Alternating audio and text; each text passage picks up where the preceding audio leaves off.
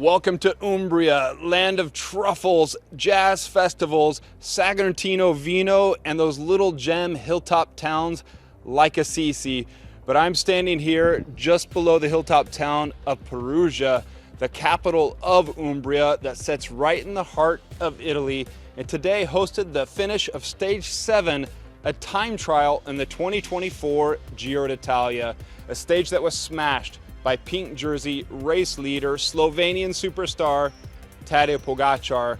The race left Foligno, 40.6 kilometers, mostly flat, technical, then the final 6.6 to get up here to the finish. 2 kilometers out, well, that was the steepest part of the climb, 11% gradients there, arriving on Corso Vernucci, one of those famous promenade streets within Italy. You compare it to Condotti down in Rome or up in Milan, some of the famous streets, but here, named after Pietro Vannucci, a painter from the Renaissance era, known as Perugino locally here to the natives back in the day, 1400s, in the Renaissance times. But let's roll it up several hundred years to 2024, because we're talking about another star, another art. The art is cycling, the star is Pogacar. And well, frankly, at some point in the day, early on, we thought he couldn't pull off the stage win because there is some TT specialist in this Giro d'Italia. We're gonna get to that. We're gonna get to how it unfolded for the big GC guns. But first, let's talk about the first riders off. Lorenzo Milesi from Team Movistar. The Italian set the fast time early on. Then Mikel Berg set a great time that was going to be a marker for Tadej Pogacar. Coming in, clocking 53 minutes and 40 seconds, averaging 45.391 kilometers an hour. But Filippo Ganna, well, that was one of the TT specialists that I said you should watch out for today. The tall Italian on Team Ineos Grenadiers. You could see he backed off in the last couple of days because he was going to go full guns blazing today. And he did. He smashed everybody. Knocked Mikel Berg out of the hot seat. Came storming in. Many thought perhaps a big TT rider like him couldn't do well because there's that long, tough finish to get to Perugia, the hilltop town, right in the center on Corso Vernucci. But with the fans all cheering on, one of their favorite Italians, Ganna delivered the goods, finishing in 52.01 seconds, averaging a whopping 46.8 kilometers an hour. No one would knock him off or out of the hot seat for a long time. Other Ineos Grenadiers riders came in and posted strong times. You would have noticed those massive single rings up front that they were running. They weren't running double chain rings. And word has it, they could be running new rear hub technology that's in those disc wheels.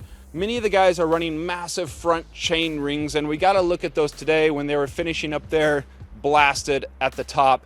Tijmen Rensman, he had one of those special single rings up front with just seemingly what looked like a derailleur, and that would hold on the chain. You don't really need it, but it makes sure the chain doesn't fall off the front chain ring. Magnus Sheffield, another great time, coming in before Tijmen. He set a time that was second to Ganna.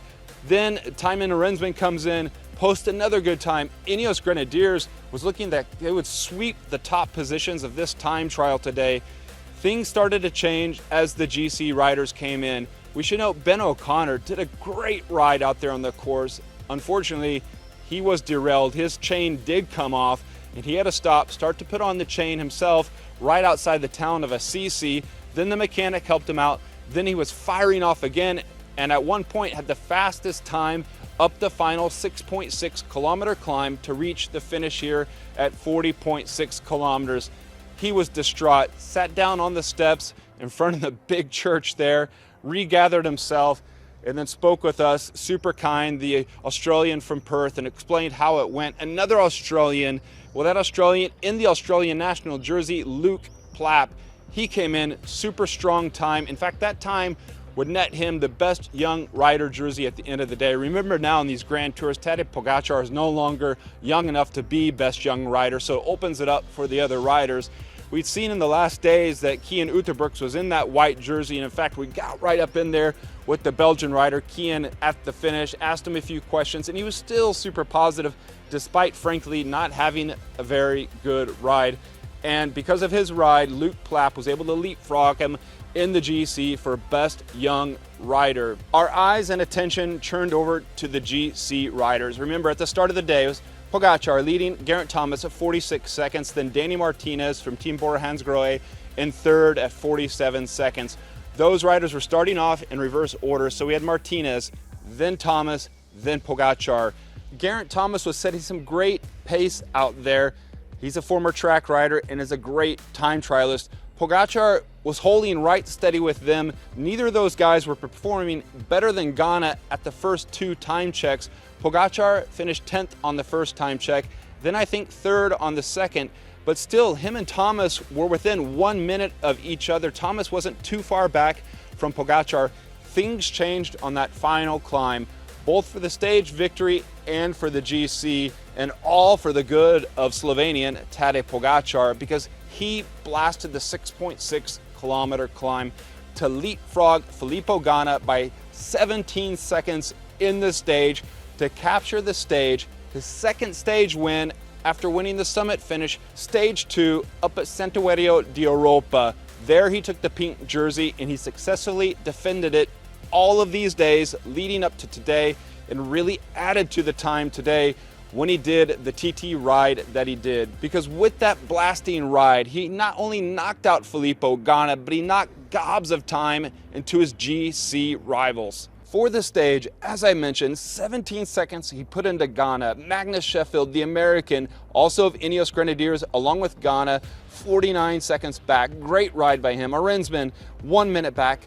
Max Schachmann, great ride by the German, 1 minute 5. Tiberi, 1 minute 21. Luke Plapp doing that ride to get him up in the white jersey, 1:45. Danny Martinez, when we're talking about the top three in the GC, riding at 1:49. Mikel Berg, 1:56. And Geraint Thomas, 2 minutes back on Tadej Pogacar. What this means for the GC, well, now he comfortably leads, but he leads over Danny Martinez instead of Geraint Thomas. Geraint Thomas fell back to third overall, and he wasn't happy when we saw him up there at the top. He stopped briefly. We tried to speak with him, and he rode down to the buses. It was impossible to chase after him.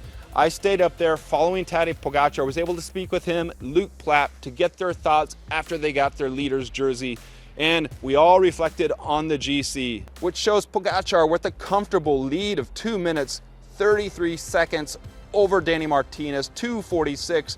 Back to Geraint Thomas. Ben O'Connor, 3 minutes and 33 seconds. Plapp at 3:42. Lusenko at 3:49. Uta Brooks at 3:50. And Tiberi at 4:11. A lot of things have changed in today's stage, but what hasn't changed is Tadej Pogacar remains numero uno in this Giro d'Italia, although now he remains numero uno with a big buffer. I asked, hey Tadej, can you just put it into cruise control now? Because we got stage 8, stage 9, summit finish, stage 9, then goes into Naples, could be a sprint stage, rest day, then that second week that transfers all the way up the east coast of Italy, the third week up there in the Alps and the Dolomites. Of course anything can happen, and we hope to see some real fireworks. Tadej warned of guys launching long-range attacks from behind. His team has been put on high alert. He will be on a high alert. He wants this Giro d'Italia. He's gained confidence after the Tour de France TT last year that he so regrets, and he brought it up again today, still talking about that TT where he was kicked in the butt.